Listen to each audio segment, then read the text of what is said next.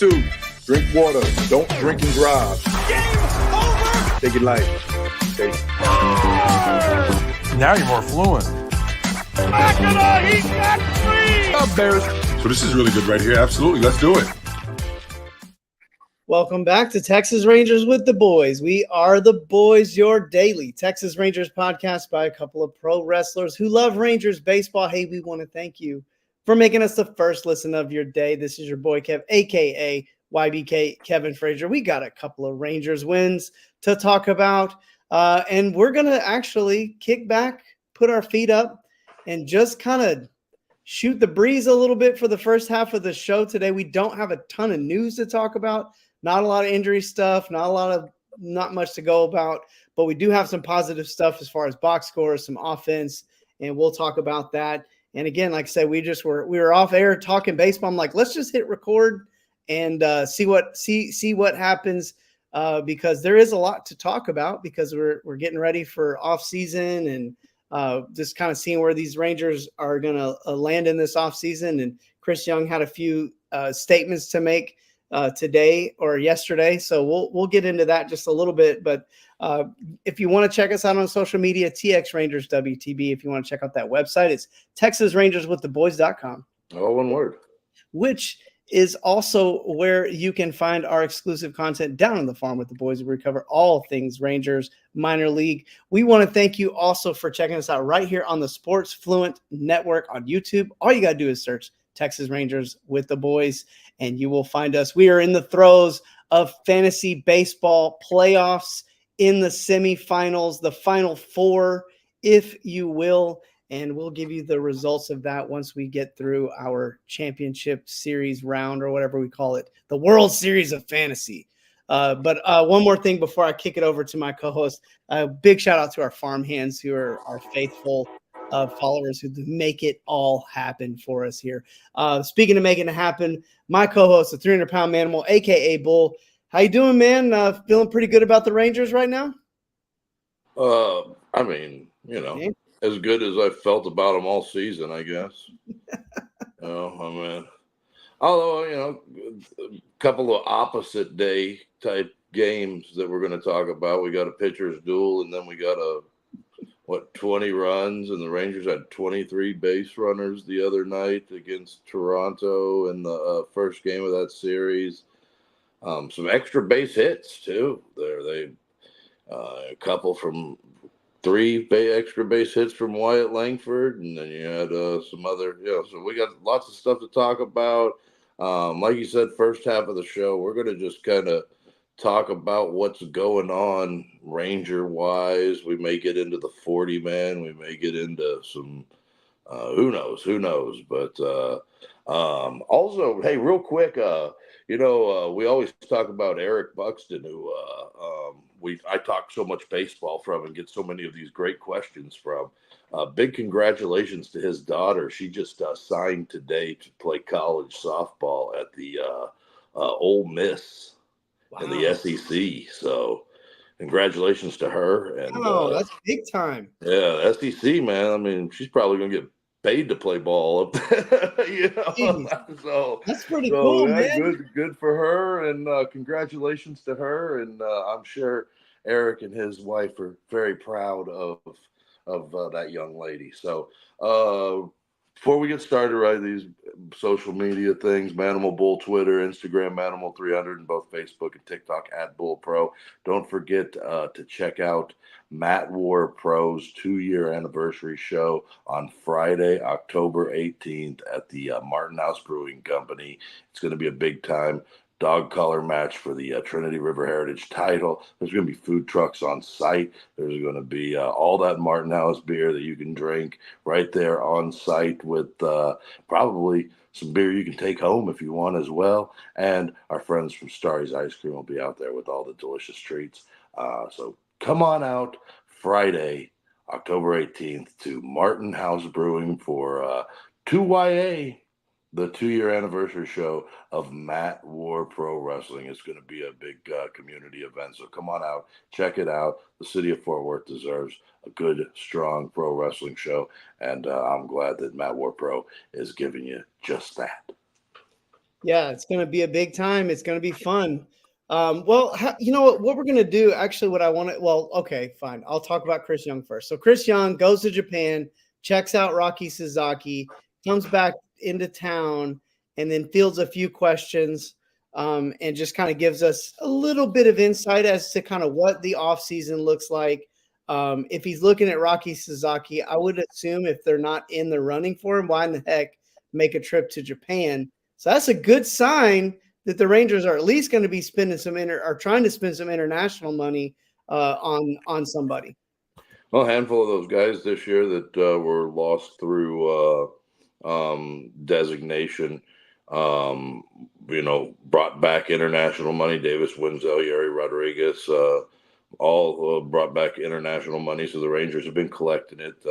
There's only so much that they can do with what Suzuki's doing because he's coming out not the Darvish way, the Ohtani way, where he's going to be younger than the posting age in Japan. So he's going to be on that same kind of international deal that a guy like Emiliano Teodo's on. You know what I'm saying? Where he's going to come over, but the difference between him and Toyota is that he's going to probably be in the big leagues as soon as he comes over and not have to work his way through 5 years before he gets on the Rule 5 and all of that stuff. So, really, I mean, what we've been on this guy for a couple of years now, right? We've been talking about him. Last year, we were hoping that whenever he kind of told the media and made it known that he wanted to post and get out of Japan and come to the big leagues, we were kind of hoping it would happen in the late seconds last year. The Rangers could kind of swoop in with all that international signing bonus money they had, and that didn't happen. But we've been watching this guy, looking at this guy for several years now, and he's just, I mean, he reminds me so much of what Darvish kind of looked like in the MPB, able to get guys out. Fastball's a little bit better than Darvish's. Doesn't have the array of pitches that Darvish had, but at the same time, I mean, still, good fastball, good slider. Throws the splitter, so he's got some good out pitches, and I would be definitely interested in having Rocky Sasaki here in a Rangers uniform. I mean, we talked about it just Tuesday but it's a big topic now because it's on the board. It's on the board is something that the Rangers are looking at. And I mean, tell me that you wouldn't be excited if I told you that Rocky Sasaki, Kumar Rocker, and Jack Leiter were the three Ranger, young guys that are, I mean, because Sasaki probably comes over and is the number one prospect in baseball the moment that he signs with the club. So that not only would help the Rangers farm system going into the spring, but it would also, it would bolster the rotation. I mean, you're talking a very, very inexpensive way of getting a $25 million pitcher. You know what I'm saying? Like, I mean, yeah, that's 100% it. What I like about I'll tell you what, like, and I'm 25 real quick before you get going, and I'll shut up. But 25 million might be a little bit underscored because what's Garrett Cole making? Whatever he's making. Right. I mean, here's my thing on it. It's way more like broad, in less about Sasaki and more about just a good sign from the club that we're pursuing one of the better free agent or available players that is out there for free agency, that we're pursuing, that we're looking to spend money. I think that's a good sign because we didn't have a lot, we really didn't have a lot of optimism last offseason at all. And so to see Chris Young already getting out there and doing that, I think that's a big deal in its own right. And then when they asked him, quick before we get into that, do you think that Chris Young comes back here if he doesn't have a guarantee from Ray Davis that they're going to spend money and try and win championships? No, I don't. Me neither. I don't know why he would. I mean, to be honest with you, what's the point? Well, I mean, for a guy that I truly feel could be the commissioner of baseball at some point in his career, Yeah. that I don't think that coming back here and just running the Rangers everyday operations is that great of a gig for him if they're not trying to win. Yeah, man. Like, I mean, what and again, what would like I said a few years ago, and I was kind of joking, but I really kind of half joking, was like, are the Rangers going to be in trouble financially because they put this big $1 billion stadium out there? They didn't get anybody in it the first year because of the pandemic. COVID. And like, and then the next year, it's not like fans were just beating their door down. And I wondered really about the financial like stability of the club. And I joked that like Jerry Jones was going to buy the Rangers at pennies on the dollar kind of thing. And then all of a sudden we turn around and we're spending a ton of money, and then that money, really $1 billion on 3 players. I mean, or almost, I'm sorry, a little over $500 million, like almost 3/4. So you had 475 on Semien and Seager, and then 185 on Yeah, the so it's Grom. almost 650, over 650,000. Yes, Yeah, like $750 or million. 650 million. Yeah. So like we went out and spent that money. You turn around, you get a World Series, and then like I don't know. I don't understand why you would pull back at this point. This is the time to kind of like ride the wave. And then once this thing starts to dip, as fans and everything, like we understand that. Like I get that. Like once Semien gets a little to a point in his age, Seager, DeGrom, if like we haven't built like this really strong core of like young players, I understand if the Rangers feel like they need to scale back a little bit for a couple of years and kind of, do a little rebuilding. That makes sense. What doesn't make sense is to go through all this effort to build a team, to build a roster, just put all this money into it. And then right when you're like cresting to sell off, like I get you want to sell high, but like it's not high yet. Like there's still so much more. You've still got a lot of more years with Seager and Semien and DeGrom, and you do have good young players. So it's like, why not do the thing? Because look at the stadium was sold out, like not sold out, but like It was full. It was full a lot this year, and I think a lot of that is who didn't get Christmas tickets this year for the Rangers at some point this season? Like there were a lot that goes into winning a championship that brings revenue back for the next year, and especially in the ticket sales. And the Rangers, again, in the summer now, Texas Rangers baseball is a destination because you go there to get out of the heat. Mm-hmm. You can go on a Thursday afternoon now.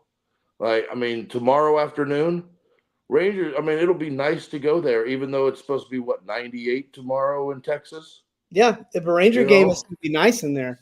And it'll still be 73 degrees in there. And if you want to enjoy that, it's a destination to get out of the heat on a hot day, whenever, everybody's ready for it to cool down.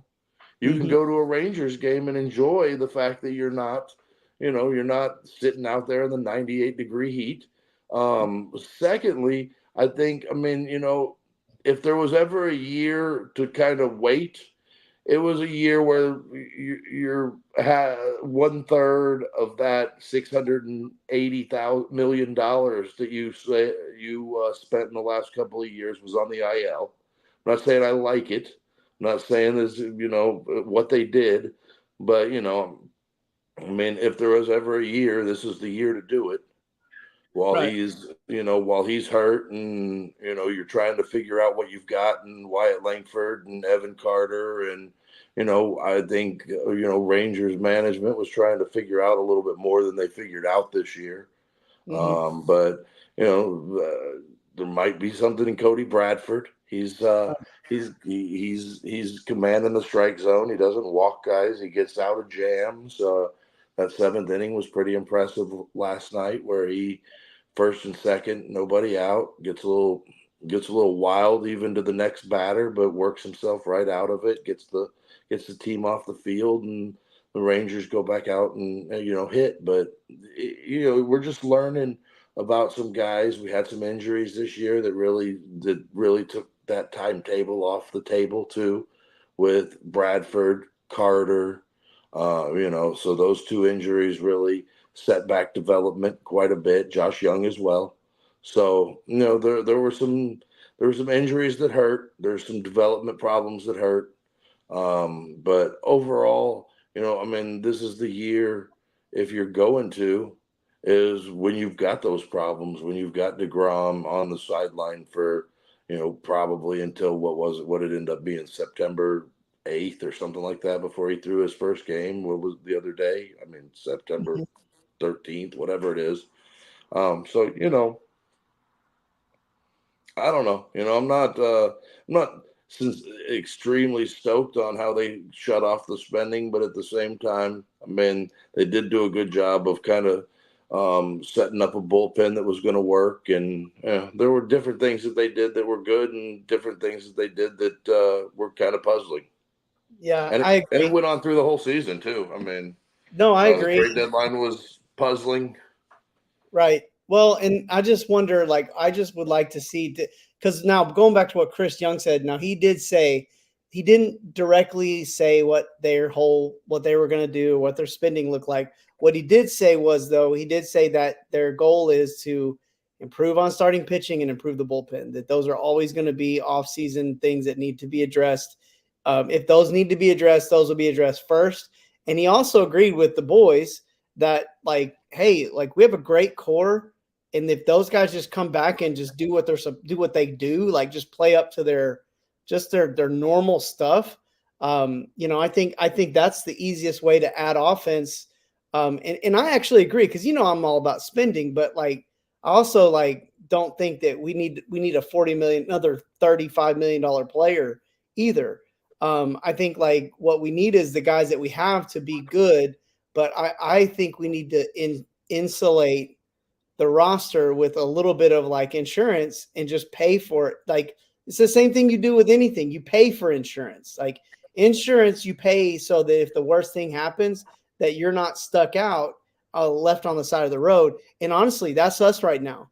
We're on the side of the road. We're going to be watching it hit me today that we're going to be watching the damn playoffs, without the Rangers in it after we won a World Series. And all of that is because we didn't want to spend a little bit extra for a little bit of insurance, because that's all that really happened, is that we ran into some injury problems. We knew if those injury problems happened that we were going to be thin, and we were hoping that players that have never performed might perform, and that a historically great offense was going to come back and have to be better to compensate for the losses of the players that we had. It was just a really bad plan.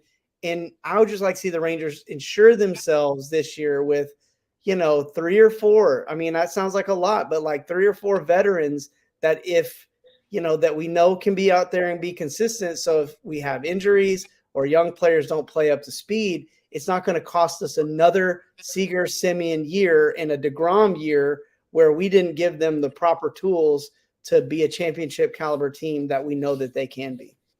Yeah, I think one other thing is 40-man management just has to be a little bit better as well with CY. He's got to be able to, I think, we talked about Spores being healthy, whatever the case may be, bullpen guys being hurt, whatever.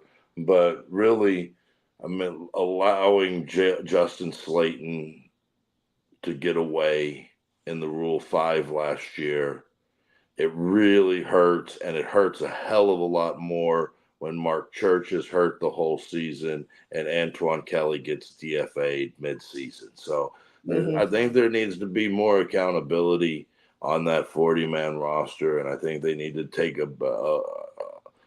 do a little bit better in just ensuring that their talent and scouting development on these guys are the right guys to put on those 40-man, because this year they've got to make decisions. Is Ryan Garcia a guy that you have to put on the 40-man this offseason? Because if not, he may get Rule 5. Winston Santos and Emiliano Teota both have to go on. So you got to put those two guys on. Then that starts to open up problem spots, So we'll just see what happens and see how things are managed down the stretch this year. and we'll start seeing that in the next couple of months. And we'll have probably many a shows in October to, putting together what we think of the guys that are Rule 5 eligible and whether we should have them on the, on the roster or whatever the case may be. So, especially with, like you said, the playoffs going to be going on and we aren't going to be talking about the Rangers. Yeah, I also think we were talking about catchers. I mean, I like what Carson Kelly's making in terms of the output plus what he makes. We know Jonah Heim's going to probably come back on a arbitration deal. So we were talking about, if you got $7-8 million tied up in catcher and you're getting a 235, 240 batting average, 18 home runs, 65 RBIs out of your catcher position for that kind of money, that's great. And so I like Carson Kelly. If we can get him back on a 1-year deal, I for the money he's making, or maybe a tick up, I like it. And then he'll be looking for a starting job first and foremost, probably out of the gates. Sure. And he's had a good enough year this year to think that could be a possibility. Well, and then also too, I like the idea of like just professional hitters, meaning like corner outfielder, first base that can fill DH roles and can slide into positions that aren't going to make them major liabilities. I think at least a couple of, like, when I say, because I like our depth, like when it comes to the infield, like I like Duran, I like Smith, I like that we have got that they can play it all over on the infield. I like that. I like that we have enough at bats to go around for that too. But I feel like where we're lacking a little bit is like in that power department, or just a professional hitters. And we get really thin once you get down to 7, 8, 9. And so I would like to see a corner outfield type player that can hit really, that's really hit first player. Because now that pushes Wyatt Langford, Adolis Garcia, Leody Tavares to step their game up, because somebody ends up being the odd man out. If this guy comes in, whoever that is, and hits well, now somebody's going to become the odd man out and they have to step their game up. I also like that first base kind of guy, because that puts Nathaniel Lowe kind of under the hot seat a little bit to hit. And it also gives you some options in terms of designated hitter. So I would like to see kind of that type of player. And I'm all about give me the guys that are like the Justin Turner types. And I'm not using him perfectly as an example, but the DH role could play some field if you need, and he's going to hit.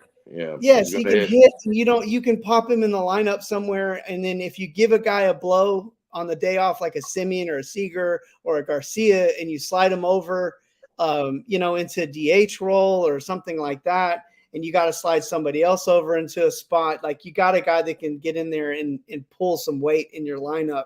Play if you need second, third, first. Whatever. Yeah. I'm just because all I'm getting at is having some bats that are there to push these young guys to perform, or and the insurance that you talked about, and injury.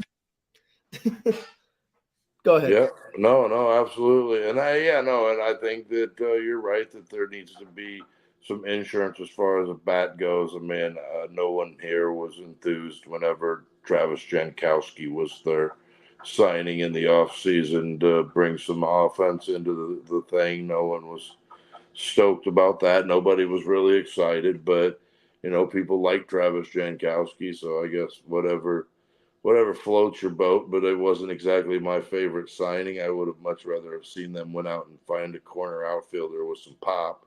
So whenever they start the season with Carter hitting 0.95 and 0.22 against left-handed bat, or 0 versus left-handed hitters, they would have had, a guy that strikes me that didn't get signed until late, that would have been good in that spot, is Tommy Pham.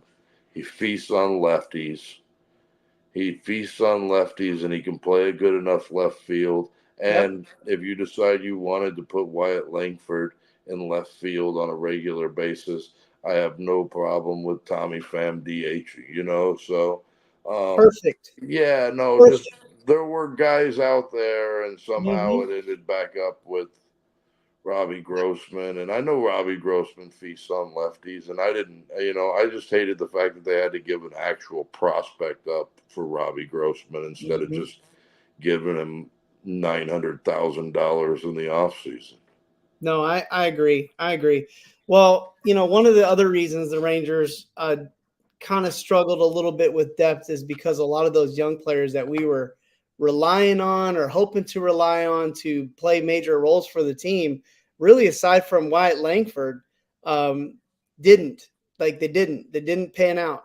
And you mentioned some guys that left for whatever reason.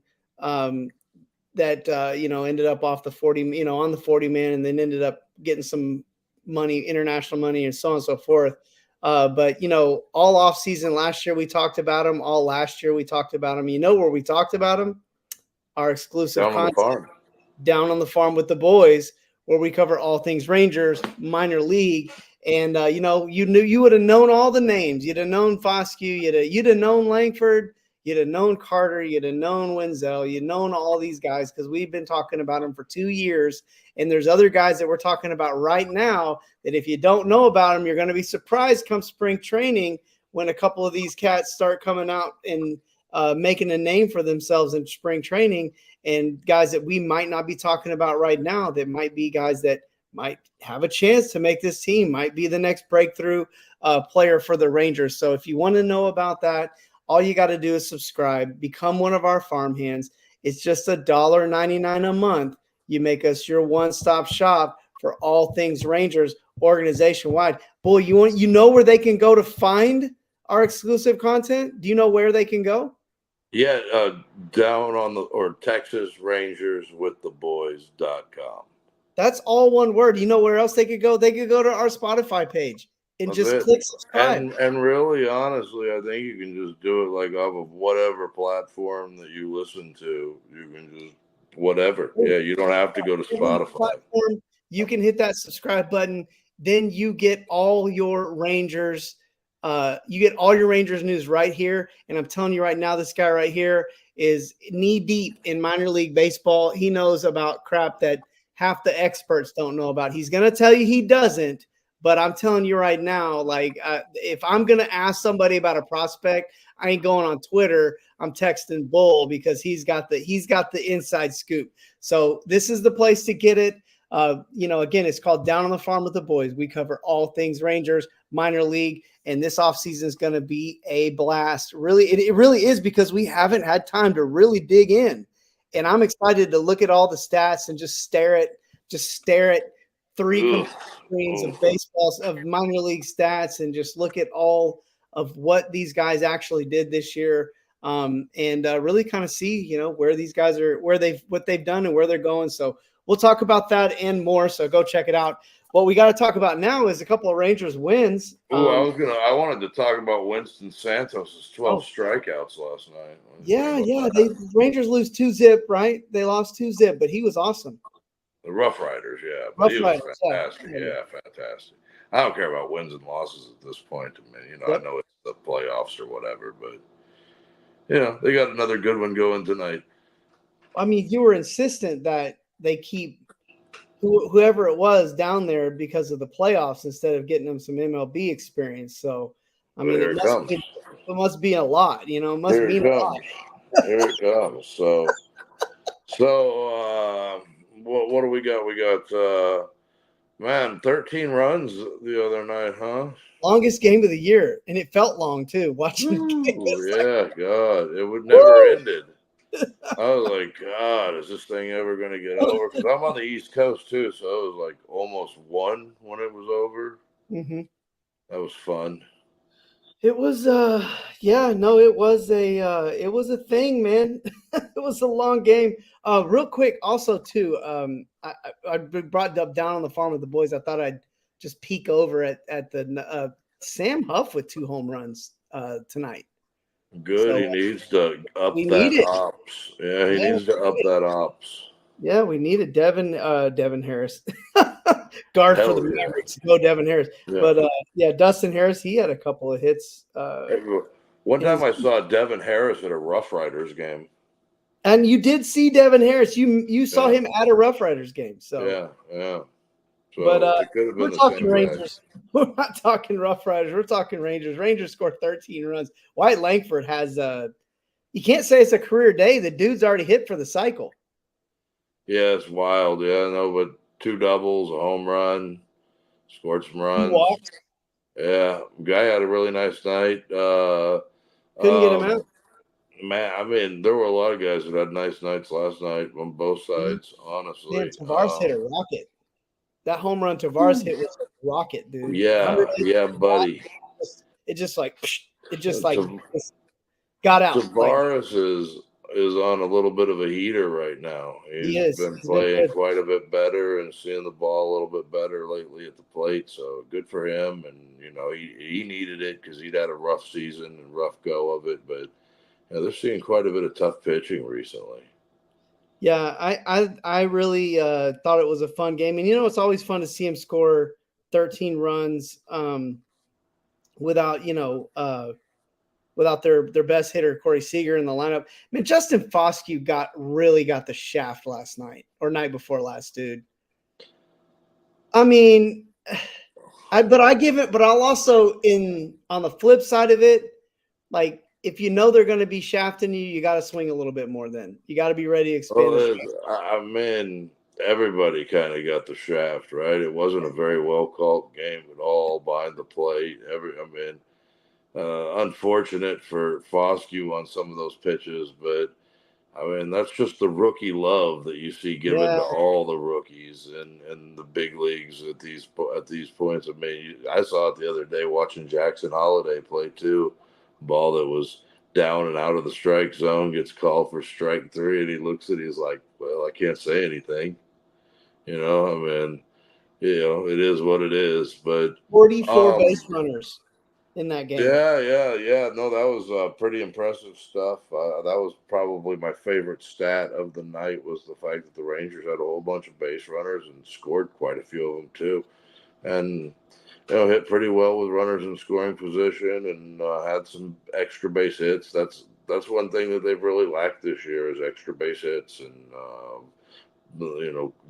bunches. Hitting in bunches and being able to get the bases loaded and then come up with that key hit on top of it, not just leave them out there and leave them loaded.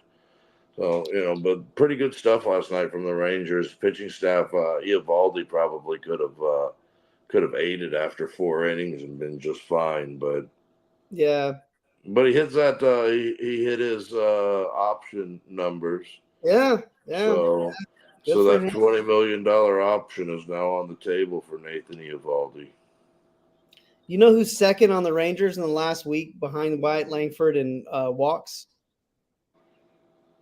Give me Leody Tavares. Leody Tavares with 3 walks. Yeah, man. He's been really patient at the plate, and I've seen him getting a lot of 0-2 counts and really make it worth it and make it, make that at bat count and not end up just going down on 3 pitches and looking silly like he has at certain points this season. Because it's happened to him. It's happened to everybody at this point for the Rangers. It happened last night in the first inning there with Simeon on third base with Langford and Garcia. So it happens. I'm not saying that it doesn't happen, but you're just starting to see Leody have some really good at bats, and it's nice to see it because he's going to be in a dogfight for his job whenever you've got. Because look, how many times this year have we talked about, are they trying Wyatt Langford out in center field? Is he going to be the everyday guy in center next year? So, we're not the only ones talking about that, because then I've seen it other places since we talked about it even. Yeah. Now, the only other guys with an OPS over 1,000 besides Wyatt Langford, who's at a 1.3 OPS. He's had the last nice 15 days or whatever. Yeah. Yeah, but Uh, Leo Tavares right there with 1100 ops, slugging yeah, 688, man. yeah. Two Wouldn't it stolen be bases. nice? Wouldn't it be nice if he could put together an actual somewhere around 800, 750 ops season for a year, and you could see some of the shine that he has? Because I mean, he's a good guy to have on the bases. He steals bases. He brings a lot to the table, and I think that if you can get him going and you can get him playing well, he's a guy that can help a ball club for sure, even if it's in a platoon situation.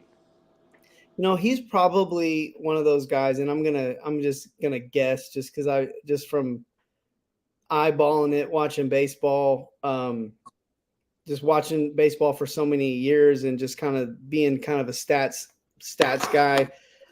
He reminds me of a guy that's probably gonna hit 250 something for his career. That's probably where he's gonna land around. Probably gonna OBP at around 320 or somewhere in there. He's probably gonna slug maybe 400 or around that 375 or whatever.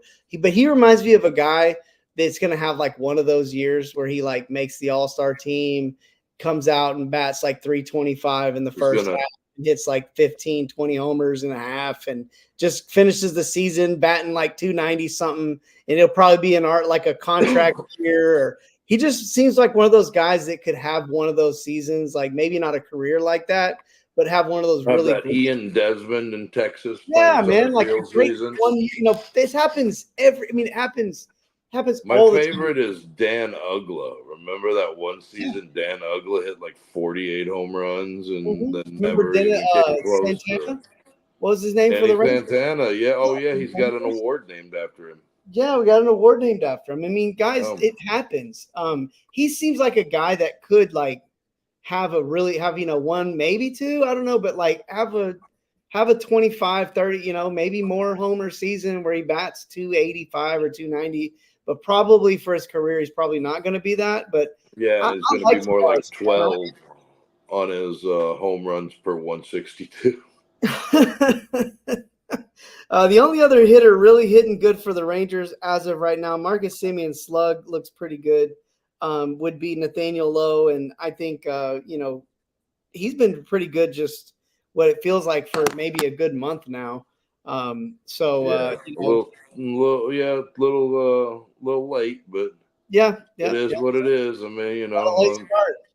it'll look okay on the back of the baseball card. How surprised are you that the Rangers go out, score 13 one night, and then score 2 the next night? Not at all. None.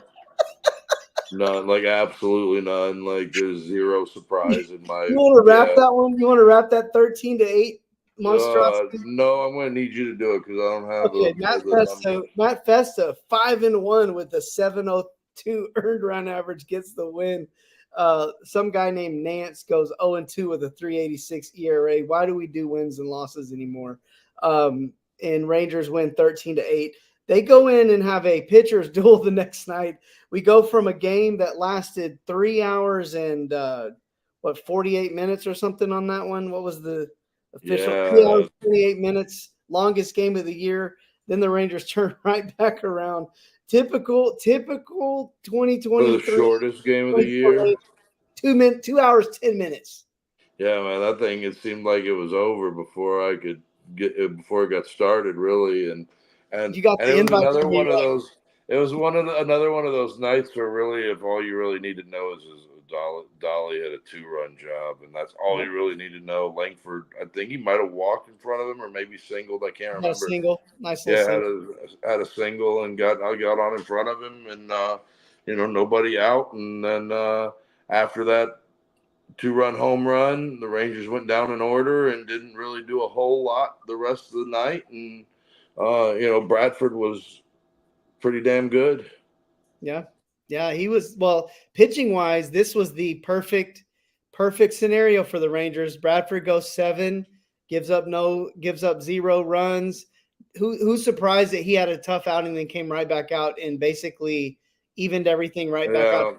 surprised at all. He's been like that all year. No, and he shut down a lot of good hitters and made a lot of really good pitches. He throws strikes, dude. Yeah. Like, that's why he's so good, man. And he's deceptive with that 90-mile-an-hour fastball that gets on you real fast. Yeah, he throws strikes, man. He stays around the strike zone. He doesn't give in to hitters. Doesn't walk anybody. Doesn't throw BP, but he throws strikes. Robertson, Yates, do it again. Robertson sets a Rangers record for holds in a season with 33. Yates comes out and basically does what he's going to do. If the Rangers are going to compete next year. What is that, 32 for Yates now? 31. 31, yeah. And I think he's a perfect 31 of 31, right? I don't know about that because I don't have that right in front of me. I have to scour the no saves. Worries about that. We're just going to pretend that it is. Totally. I'll say this too. And again, we were talking about Rangers and next year and all that kind of stuff. I know we're going to be tempted to pass out the Dennis Santana "Don't Try to Get Another One" award, or the old Ian Desmond thanks for playing or whatever award. I know that these two guys are going to be up for that award, but with the Rangers really still, if these guys leave, they're still going to have to address the bullpen. I wouldn't mind seeing both of these guys come back next year with this team and literally just running it back again. Give them both. I'm sure Robertson's probably wants only 1-year deals so that he can do it. And he's on that option where they can both just come to agree that they do it again. They just run it back. Yeah, and then Yates, I think I would be willing to offer him a 2-year deal because even if he's not your closer year after next, he's going to be a great guy in your bullpen. He's not old. He doesn't look like he's, slowing down. I wouldn't mind giving him a couple years just to get like some assurance that you're going to have a nice hand in the bull. You're going to have a good guy in your bullpen. One thing that worries me with Yates is his fastball velocity isn't great. But the thing that makes you think that that's going to be okay is how great a command he has with that split finger. So it's like, 6 of one, half dozen of the other, right? You worry about the velocity, but the command is so good with both that pitch and his splitters. So, I like Kirby Yates. This is now 2 years in a row that he's come back and he's fired on all cylinders after Tommy John. So, he's been successful as not just a closer, but as a guy coming out of Atlanta's bullpen a couple of years ago, and this year being the closer for the Rangers, not to mention his work with the Padres. So, Yates, I'd be all for giving him some money, and he can get some money, and I can still give him the Danny Santana "Don't Try and Get Another One" from him before, and then whatever. But yeah, Robertson, I wouldn't be shocked if he comes back. I think that might have been a lot of the reason why he didn't get dealt at the deadline was because they have every intention of using that option, and they don't want to send that somewhere else for someone else to get a year out of Robertson. So. Yeah, I wouldn't be shocked if both of those guys are back. It seems like both of them really like being here, and who doesn't like playing for Bochy and Mad Dog and those guys? Yeah. So, but the bullpen, I doubt that Leclerc will be back. But everybody else in the bullpen is going to be back, and there's going to be some guys that aren't going to make it out of it, and there's going to be some new guys back there, and they're going to be trying to get innings out of. Maybe possibly Mark Church and Cole Winn and some of the other guys that are hurt right now. So lots to be had. And, like we said, Teota and Santos will both be on the 40-man roster at some point. Maybe even Ryan Garcia. He may work out of the bullpen. Leiter may work out of the bullpen to start the season next year. So lots of options, lots of who knows. And we'll just kind of keep following it because that's what we do, right? Every day we just keep I'm excited about a healthy Josh Spores too. I want to see him get 50, that's very 50 games in, and get Jake Latz back out there and be a real viable left-handed option. I think Spores, man, what's funny is you're the one that you started the Spores thing, but like I just feel it somewhere in my baseball gut that this guy is gonna be he's gonna have one or two really, really good major league seasons. It was that 2021 that when he came over here from the Dodgers and he just blew guys away in the Rangers closer role in 2021. And then 2022, he was kind of boo-boo. And then, we were really wondering, was he going to stay on the 40 man? But the stuff is just so good. But then he'd get blown up every damn time he'd go out in spring training. Yep. Remember, and he's you're like, weird and just things weren't going for him. And then once they gel, man. And then, like once he got healthy, and I mean, he had a run at the end of April, early May that was just unbelievable. And then once he got back, then he kind of got overworked in the middle of the season. And just need to get him healthy and get him back right. Yep, because I thought he looked really, really good when he was healthy this year. He looked good when he wasn't healthy. I thought. I feel like I'm just ready to see him. I think he's. Go ahead. I was just going to say, I think he's a seventh inning. If you got a guy if you got Robertson, Yates, 8-9, I think he's a definite everyday seventh inning guy. But he's also a guy that can get you an eighth inning, that can get you a save. That I think he's got that kind of he can be that consistent if he's healthy, because I think he knows who he is now. I think he knows exactly how to get major league hitters out, and I think he just has to be healthy. Yeah, I just think he's a guy that really could turn out to be a really big asset to this team over the next couple of years if he can just stay healthy and we can find him a role. You know what I'm more excited about than Spurs, though, right? As a Thursday, or what is it? Yeah, Thursday afternoon, Kumar Rocker start at home. Woo! Talk about it. Tomorrow afternoon. Get ready. Get your popcorn ready. Head out to the ballpark. Get away. Skip work. Tell your boss to F off. Whatever you got to do. Get out to the ballpark this afternoon.